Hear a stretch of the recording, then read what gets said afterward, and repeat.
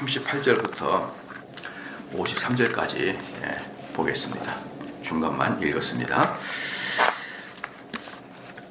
이제 38절에 보니까 제사장 사독과 선지자 나단과 그 다음 브나야와 이 사람들은 어제 제가 다 말씀드렸고, 그다음 그렛 사람과 블렛 사람이 내려가서, 그렛 사람 블렛 사람이 누구라 그랬죠? 이방인인데 다윗의 경호원들이라 볼 수 있어요. 다윗의 경호원들. 그래서 이 사람들은 뭐 분간하고 별로, 이 사람들은 뭡니까? 어려운 게 없어요. 뭐가 어려운 게 없냐? 무조건 다윗만 이해하면 되는 사람들이에요. 생각하고 말 것도 없는 거. 경호원들이기 때문에 그냥 다윗만 바라보는. 그래서 이제 여기서 브나야가 그렛 사람, 블렛 사람, 이 사람들은 이방인들이거든요. 이방인 용사들 중에 유대인으로 개종한 사람들인데, 그 사람들로 뭡니까? 경호원을 만들었어요. 가만히 보면은 그 재밌는 게 그런 것 같아요. 왜, 이것은 성경에 나와 있는 건 아니지만, 왜 이 다윗은 이 이방인, 그렛 사람, 블렛 사람을 경호원으로 뒀을까? 경호원으로 뒀을까? 둘 중에 하나겠죠. 첫 번째는 얘네들의 실력이 좋든지. 그래서 그 있지 않습니까?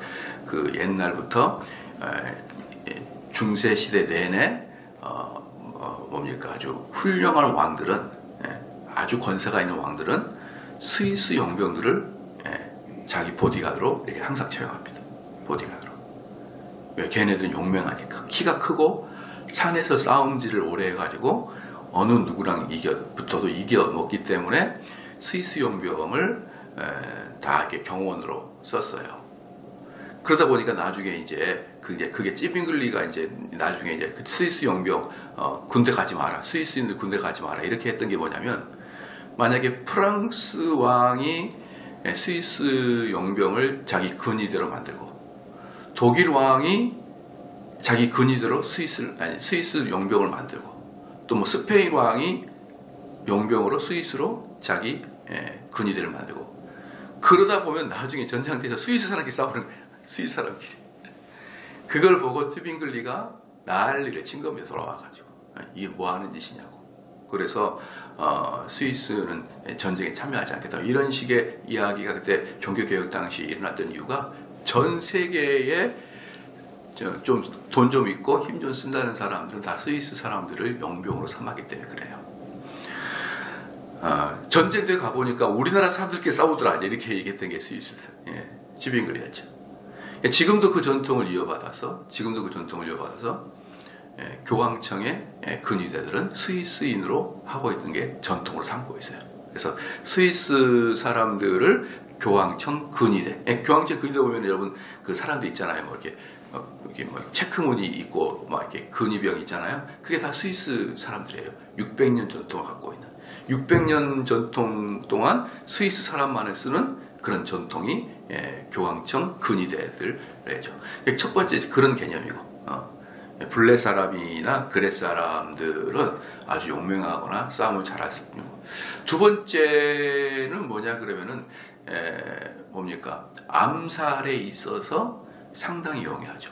만약에 유대인들이나 이스라엘 분 사람들로 용병을 그 근위대에서 하면은 그 사람 뒤에 있는 많은 이스라엘과 유대인들의 그 세력들이 또 있잖아요.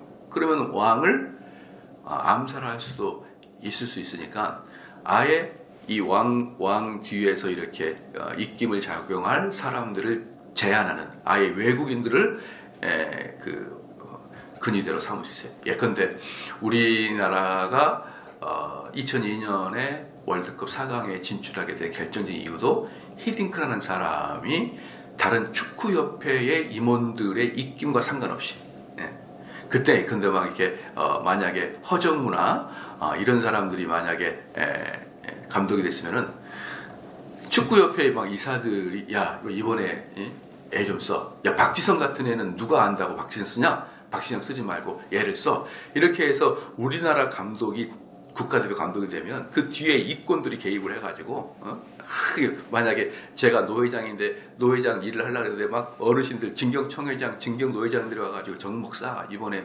어떤 사람들 좀 이렇게 이번에 하고 그래 이렇게 막 어른들이 푸시를 가하게 되면은요 우리나라는 어른 공경 사상이기 때문에 네 하다가 보면은 어때요? 실력 있는 사람보다는 같은 실력, 뭐 딱 보면은 A라는 사람이 95점, B라는 사람이 100점, 실력이 그렇다.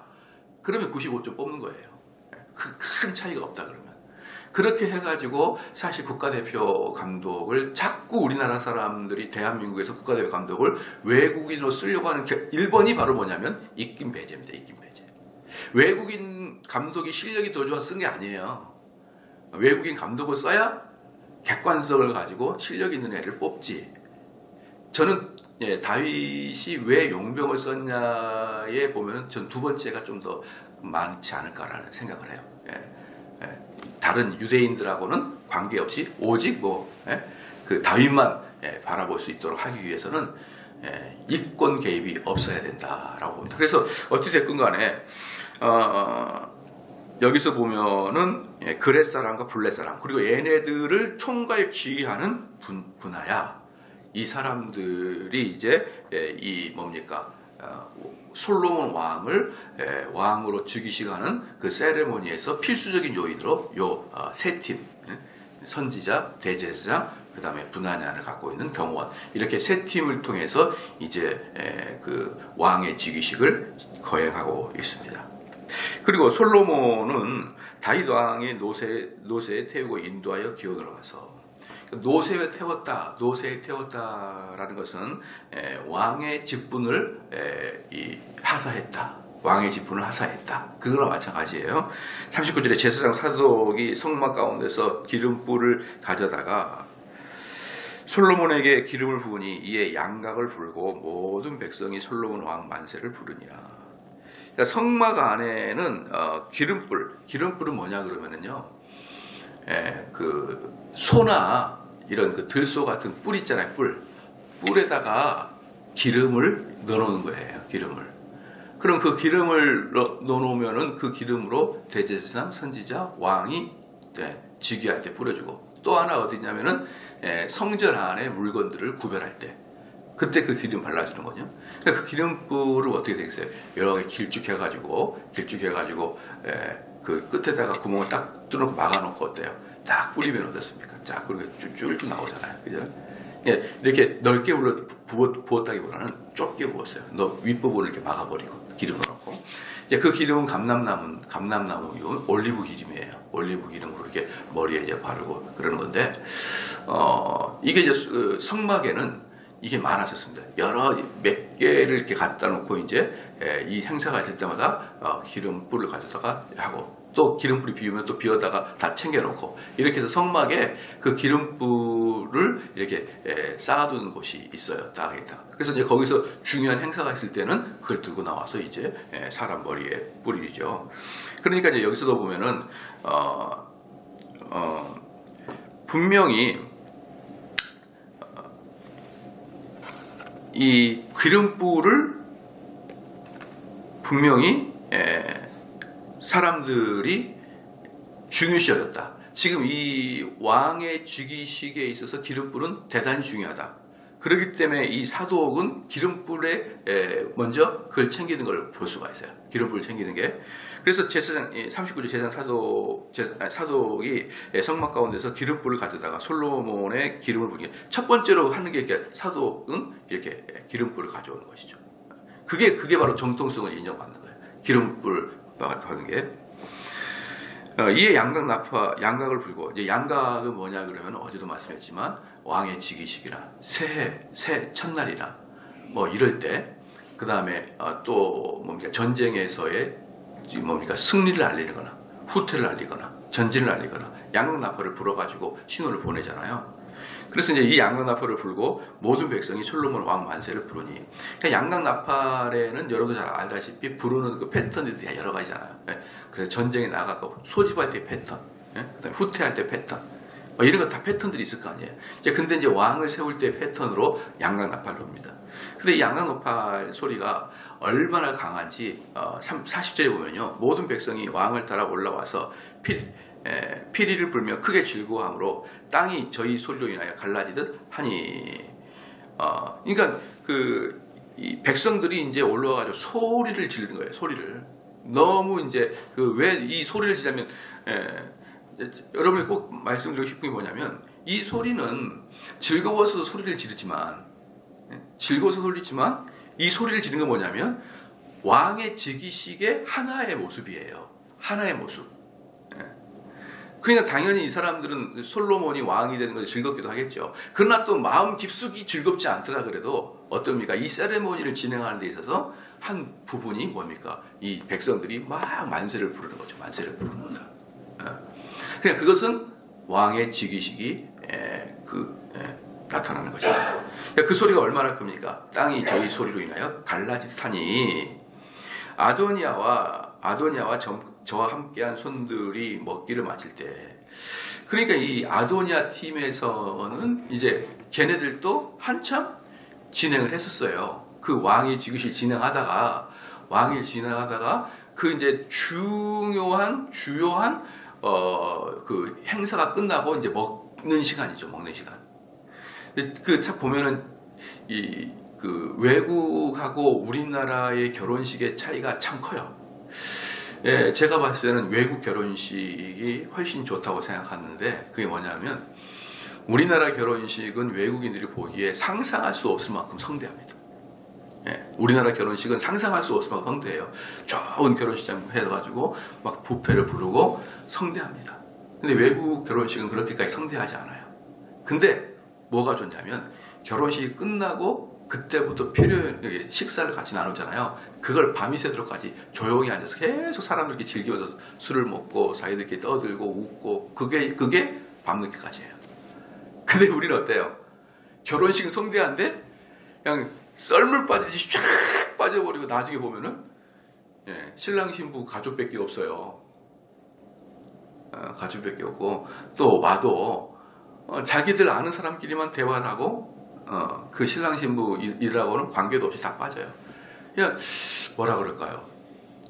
교회 주일날도 여러분 예배가 끝나고 335 이렇게 좀 마지막 여운을 달래고 그러고 가면은 좋잖아요. 저희 교회는 좀 그런 거예요. 청소도 하고 막 사람들끼리 모여 앉아서 이야기다 그러다가 쭉 봤는데, 만약에 옛날에 제가 우리 아내가 있었던 그 아르헨티나 그 교회는 어떠냐면 예배가 딱 끝나면은 한 명도 없고 다 사라져 버려. 무슨 대화 좀 하고 싶은데 다 무슨 어디 바쁜 사람 마냥 그러고 딱 끝나면 다 없어져 버려요. 너무 주일이 쓸쓸하죠. 썰썰해. 그것처럼 결혼식도 그래요. 결혼식 가족만 딱 남아. 하객들은 어디 갔는지 다 사라져 버리고 없어요.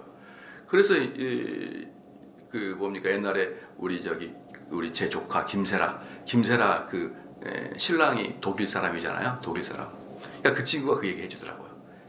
너무 한국 결혼식은 너무 화려하고 너무 빨리 끝난다고. 근데 걔네들은 모여 앉아서 막 저녁까지 막 다과를 즐기고 웃고 테이블 돌아다니면서 막 신랑 신부랑 또 놀고 이러면서 오랫동안 잔치를 합니다. 오랫동안. 그게 좀 좋지 않아요? 그죠? 우리나라는 너무 삭막하잖아요. 버글버글 확 하고. 근데 이스라엘 사람들도 축제가 어때요? 제가 지난주에 6월절에 대한 설교를 했는데 어떻습니까? 일주일간을 먹고 마시고 놀고 일주일간을 그러는 거예요. 일주일간을. 이런 부분이 우리나라 사람들이 제일 약한 것 같아요. 그러니까 우리나라 사람들은 뭔가를 즐길지를 모르는 것 같아요. 뭐 그 행사, 그 참여 이런 것들은 눈에 불을 켜는데, 그냥 이런 외국 사람들이 그런다고 합니다. 외국 사람들이 우리나라 사람들이 해외 여행을 가면 복장은 여행객인데 생활은 근로자래. 여행을 와서도 여행 왔는데 왜 새벽 5시부터 일어나서 돌아다니냐고 푹 자다가 하는데, 우리나라 사람 여행을 가도요 새벽 5시부터 일어나서 막 야 일출 보러 가자 이러면서 일출 보러 가려면 3시에 일어나대. 3시에. 그러니까 걔네들이 말할 때는 대한민국 사람들 여행 와서도 옷만 관광객이고 삶은 근로자의 삶을 살다 간다 그러는데, 우리는 뭔가 할 때는 박적지근합니다. 근데 그것을 누리고 즐길 때는 잘 그걸 못하는 민족인 것 같아요. 그런데 이스라엘 사람들은 이렇게 이 음식을 즐기잖아요. 그러니까 우리나라처럼 결혼식이 끝나고 곧 음식을 즐기다 이런 개념이 아니라 오랫동안 그들은 술을 먹고 잔치를 베풀고 심지어는 며칠 동안 걸쳐서 이 왕이식에 대한 세레머니를 하는 거예요. 그러니까 이들이 이제 음식을 먹고 있을 때 나팔이 불었다라는 것은 그 곧바로 불었다는 개념이 아니고 그래도 상당한 시간이 흘러도 걔네들이 모여 앉아서 잔치를 베풀었다라고 볼 수가 있는 거예요. 그렇기 때문에 이제 그 견적이 나오는 거죠. 만약에 아도니아 팀이 기온샘에 아니죠. 아도니아 팀이 저 멀리 나가가지고 잔치를 베풀 동안에 그때 이제 기온샘에서 이제 막 시작을 했거든요. 그렇기 때문에 사실은 뭡니까? 상당한 시간 차이는 있었습니다. 그러나 이렇게 했습니다. 그러니 사실 이제 아도니아와 저와 함께한 손들이 먹기를 마칠 때에 이 먹기를 마칠 때라는 것은 그러니까 상당한 시간이 걸렸다라는 거예요. 상당한 시간이 들은지라 요압이 그래서 요압은 어떻습니까? 전쟁터에서 잔뼈가 굵은 사람이라 그 양각 나팔 소리를 들을 정도로 예민한 사람이에요. 요압은. 근데 다른 사람들은 뭐 했느냐면요. 거기서 아주 막 사람들이 엄청 큰 소리를 내는 것이 땅이 진동할 만큼 큰 소리이기 때문에 다른 사람들은 그 국민들이 무슨 막 소리를 지르는 것이 은연중에 들렸고 요압에게는 뭐가 들냐면 양각 나팔 소리가 들린 거예요. 그러니까 양각 나팔 소리가 그렇게 크단 말입니다. 여러분. 왜? 요압은 전쟁터에서 잔뼈가 굵은 사람이니까 그 나팔 소리의 패턴을 딱 뒤에 들은 것입니다. 그러니까 아도니아도 그렇고 요압도 그렇고 가슴이 덜컹거려요. 덜컹. 이게 뭔 소리야 이게? 요압이 양각 소리를 듣고 가로되 성중에서 소리가 어찌하여 요란하느뇨. 이게 이제 벌써 요압은 뭔가 두려움에 쌓여 있는 것입니다. 같은 순간 말할 때에 제사장 아비아달의 아들 요나단이 들어오는지라 아도니아가 가로되 들어오라 너는 용사라 아름다운 소식을 가져오는도다. 여기서 이제 이 요나단이라는 사람이 요나단이랑 아도니아가 대답하는 요나단은 아마도 이 요압 편에 속해 있는데 아마도 스파이처럼 그 예루살렘에 남아 있었던 것 같아요. 남아있었던 것 같아가지고 그 요나단이라는 애가 또 달려와가지고 뭐라고 이야기하냐면 모든 사람이 솔로몬의 왕위 즉위식에서 만세를 부리고 다윗 왕이 선포하고 사독이 기름 부어서 모든 게 끝나버렸습니다. 이렇게 이야기한 거예요. 이 43절에 요나단이 아도니아에게 대답하여 가로되 과연 우리 주 다윗 왕이 솔로몬으로 왕을 삼으셨나이다. 여기서도 특별히 요나단이 뭐라 합니까? 우리 주 다윗 왕 이렇게 얘기해버려요. 그러니까 요나단 때문에 완전히 이제 분위기는 파토가 돼버린 거죠. 만약에 요나단이 이런 식으로 이야기하지 아니하고 그냥 솔로몬이 왕이 즉위시 있었습니다. 이러면은 야 우리가 뭐 싸워보자 막 이런 식으로도 이야기가 됐을 거예요. 뭐라고 장자권은 나에게 있는데 자기가 뭐 한다고 이렇게 이야기도 됐을 텐데 사람들이 보는 앞에서 고관 대작들이 보는 앞에서 요나단이 뭐라고 하냐면 우리 주 다윗 왕이 허락했습니다. 이렇게 해버린 거예요. 그러니까 명분도 실리도 다 잃어버린 겁니다. 그래서 이 요나단이 그러는 거예요. 제가 봤을 때 이 요나단이 분명히 이 요압 장수의 부하거든요. 요나단은.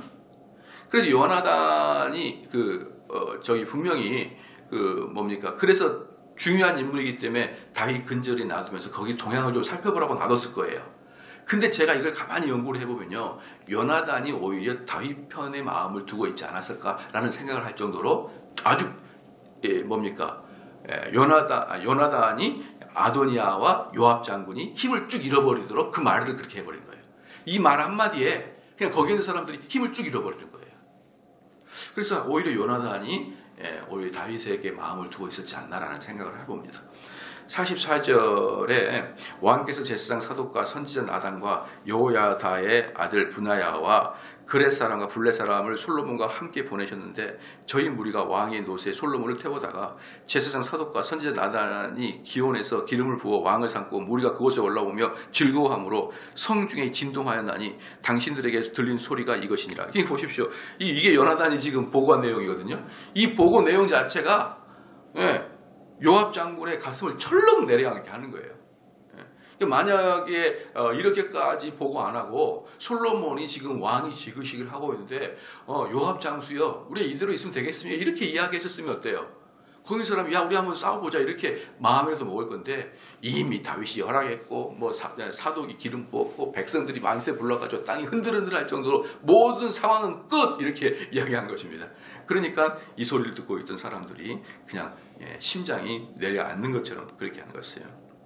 그리고 솔로몬이 나라 위에 앉았고, 뭐라고 하냐면 마지막 결정타가 뭡니까? 솔로몬이 위가 뭐냐면 그 자리 위자예요. 즉 솔로몬이 나라의 왕으로 앉았습니다. 이렇게 마무리 딱 해주니까 또 47절에 또 왕의 신복들이 와서 우리 주 다윗에게 축복하여 이르기를 왕의 하나님이 솔로몬의 이름을 왕의 이름보다 아름답게 하시고 그 위를 왕의 위보다 크게 하시기를 원하나이다 하며 왕이 침상에서 몸을 굽히고, 이 왕이 침상에서 몸을 굽히다는 게 뭐냐 그러면은 다윗이 그 소리를 듣고 침상에 나와보지도 못해요. 다윗은 몸이 너무 약해가지고 나오지 못하고 침상에서 하나님께 몸을 굽혔다는 것은 감사하기도 했다라는 거예요. 감사합니다 하나님이여, 나의 말년을 이렇게 하나님께서 보호해 주셔서 감사합니다 라고 이야기했다.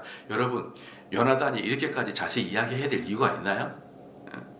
요나단이 완전히 그 사람들의 기선을 제압해 버리는 거예요. 그러니까 이르시기를 이스라엘의 하나님 여호와를 찬송하리로다. 여호와께서 오늘날 내 위에 앉을 자를 주사 나로 묵도하게 하셨도다 하셨나이다 하니 아도니아와 함께한 손들이 다 놀라 일어나 각기 갈 길로 가버리고 맙니다. 요나단이 어찌나 실감 있게 이야기한지, 어찌나 이제 그 아도니아 계열은 끝났다고 말했든지, 어찌나 국민들이 솔로몬을 위해서 너무 만세를 불렀다고 이렇게 실감나게 이야기해버리니까 거기에 참석했던 반역자들이 전부 다 슬금슬금 다 집으로 돌아가 버리고 말아요. 집으로 돌아가 버려요. 50절에 아도니아도 솔로몬을 두려워하여 일어나서 가서 제단 뿔을 잡았으니, 이 제단 뿔은 뭡니까? 성막에 있는, 성전에 있는 이 제단이 있잖아요. 제단에 여러분 가끔 인터넷 봐보십시오. 그 제단 보면은 양쪽에 4개가 뿔이 이렇게 달렸어요. 뭐 뿔같이. 그 뿔의 용도는 뭐냐면 재물을 올리고 거기다가 재물을 묶어요. 그러면 이제 그 제단 뿔을 잡고 있으면 어떻습니까? 원래 출애굽 이후에 여호수아 시대 때부터 이스라엘은 뭐가 있냐면은 부지불식간에 사람을 죽인 자들은 성막에 들어가서 제단 뿔을 잡고 있거나, 성막에 들어가게 되면은, 그래서 그게 이제 그게 들어가게 되면은 부지불식간에 죽인 사람들은 뭐가 됩니까? 재판이 있기 전까지는 피해자 가족이 죽이지 못하는 그런 제도를 만들어 놨잖아요. 그게 이제 성막에서 이제 들어가면 그렇게 된단 말이죠. 그런데 이제 사실은 이제 아도니아는 말도 안 되는 소리예요. 부지불식간에 죽인 게 아니라 정당하게 솔로몬과 다윗을 배반하고 모반했던 거잖아요. 그렇기 때문에 그 범죄에 해당하진 않아요.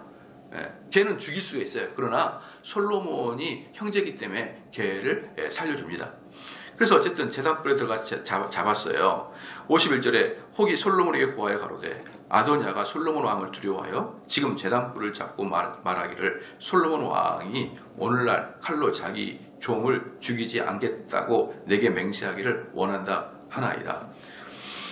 그러니까 이게 사실은 전부 다 요나단의 그 말 한마디에 사람들이 심장이 내려앉는 결과입니다.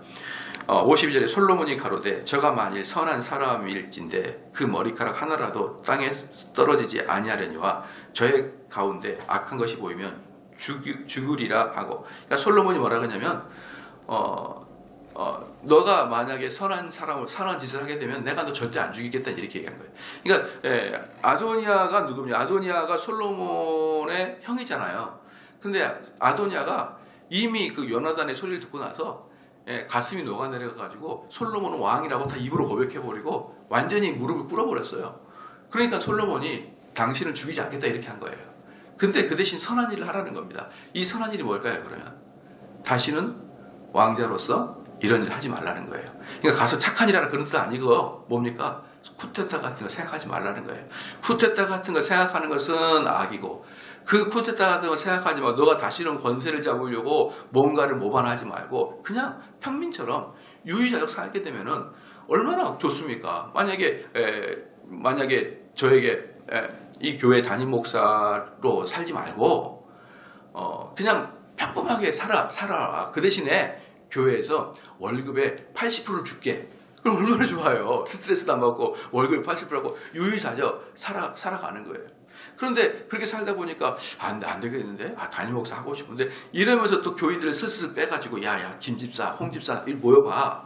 야 요번에 새로운 담임 목사 이거 마음에 안 들지 않냐? 이렇게 하면서 또 교회를 분란시키려고 어때요? 또다시 하게 되면은 그걸 이야기하는 거예요. 그러니까 당신이 일반인으로 살면은 왕자니까 왕의 자손이니까 충분히 국가에서 돈을 대가지고 너를 살게 해주시고 편안하게 너를 살게 보호하겠다. 그 대신에 너가 권세를 잡으려고 또 수작을 부리면은 그때 너는 아웃이다. 이게 이제 다윗 솔로몬의 당연한 거 아니겠습니까? 당연한 거 아니겠어요? 참 보면은 제 친구 중에 별명이 현존하는 예수님이라는 게 있어요. 목사님인데 현존하는 예수님이에요. 얼마나 착한지 몰라요. 얼마나 착한지 몰라요. 너무 착하고 얼굴만 봐도 이 사람이 참 착한 목사님이라는 게 느껴져요. 근데 제 친구 목사님이 어느 교회가 이제 있었는데 그 교회가 분란이 생겨가지고 담임 목사님 편과 담임 목사님 반대편이 싸웠는데 이상하게 담임 목사님 편이 소수여가지고 이분들이 나와서 교회를 개척한 거예요. 담임 목사님 편들이 나와서 교회를 개척을 했고 거기 본 교회는 담임 목사 반대편들이 교회를 차지했습니다. 나와가지고 이제 교회를 개척했는데 한 100명 정도 성도 나와서 개척을 했어요. 그리고 나서 그 담임 목사님이 나온 다음에 몇 년 후에 은퇴를 하게 된 거예요. 은퇴를 하게 됐는데 그 은퇴를 한 후임으로 제 친구 목사님이 그 교회를 들어간 거거든요. 그런데 그 교회를 들어가서 어떻게 했냐 그러면은 교회에서 우리 원로 목사님 되신 분을 집도 지어주고 이렇게 이제 예우를 갖추기로 했어요. 조건이 하나가 뭐냐면 서울에서 40km 이상 떨어진 지역에다가 살 때만 집을 주겠다. 그래서 그 원로 목사님이 내가 이 교회에 출석하면 안 되겠나 막 그렇게 노인이시 물어보니까 그 천사 같은 담임 목사님이 안 됩니다. 원로 목사님이 우리 교회 출석하게 되면은 교회에서 집을 해드리지 않겠습니다. 그렇게 얘기했어요. 그만큼이나 그게 무섭습니다. 여러분. 우리 교회에 일체 오지 않는 조건. 그래서 우리 교회에서도 40km 떨어진 곳에다가 집을 사면은 거기에다가 교회에서 집을 해드릴 수 있지만 그 안에 있거나 교회를 나온다 그러면은 은퇴비로 하나도 드릴 수가 없습니다. 이렇게 이야기를 했어요. 그게 바로 지금 이 솔로몬의 이야기예요. 뭐냐 그러면은 그게 있는 거예요. 담임 목사로 있다가 은퇴를 하게 되면은 여러분들은 저랑 친하면은 이제 새로운 젊은 담임 목사가 하는 거 뭐든지 어색하고 내가 그동안 알고 왔던 추진했던 내용들이 희미해지면서 자꾸 불만이 쌓이다가 누구한테 갑니까? 시작? 원로 목사 찾아가가지고 이번에 새로운 목사님은 아주 별로예요. 이런 이야기를 자꾸 하잖아요. 그럼 원로 목사님이 자기도 모르게 또다시 담임 목사가 된 것처럼 착각을 하기 시작합니다. 그러면서 이제 김검사 홍검사 모아놓고 뭐라고 합니까? 젊은 목사가 그러면 안 되는데 이런 식으로 반응할 수밖에 없어요. 그러니 반응할 수밖에 없어요. 그렇게 해서 교회가 깨지거든요. 그건 분명히 저도 그 일이 올 거예요. 우리 교인들이 저랑 아주 가깝고 친하기 때문에 분명히 제가 은퇴하게 되면 이런 날이 올 거란 말이에요. 저도. 그렇기 때문에 좀 현명한 원로 목사님들은 때는 어떻습니까? 그냥 아예 선교지로 가버려요. 이것저것 듣기 싫으니까. 그렇기 때문에 여러분 이게 참 어려운 문제가 됩니다. 어려운 문제가 되는 거예요. 참 어렵죠. 근데 지금 여기서도 이제 솔로몬이 아도니아한테 그걸 딱 얘기합니다. 다시는 권력욕을 갖지 마라. 그러지 않으면 너가 죽을 때까지 선대해 주겠다. 이렇게 얘기했던 겁니다. 53절에 사람을 보내어 저를 제단에서 이끌어 내리니 저가 와서 솔로몬 왕께 절하매 솔로몬이 이르기를 내 집으로 가라 하였더라. 네 집으로 가라. 이것은 뭐냐 그러면은 어제 제가 수요예배 때 말씀을 드렸는데 다윗이 시므이한테 뭐라 그랬냐면은 시므이가 봐주세요, 살려주세요 그러니까 내가 너를 죽이지 않겠다 이렇게 얘기했거든요. 근데 솔로몬은 지금 아도니아에게 내가 너를 죽이지 않겠다 하지 않아요. 너 집으로 가라 이렇게 얘기합니다. 그러니까 이것은 뭐예요? 네가 잘못하면 죽이겠다 이 뜻이 들어가 있는 거예요. 너는 괜찮아. 너는 집에 가서 편히 쉬어라 이 뜻이에요. 편히 쉬어라 이거지. 내가 너를 죽이지 않겠다 이거 아니잖아요.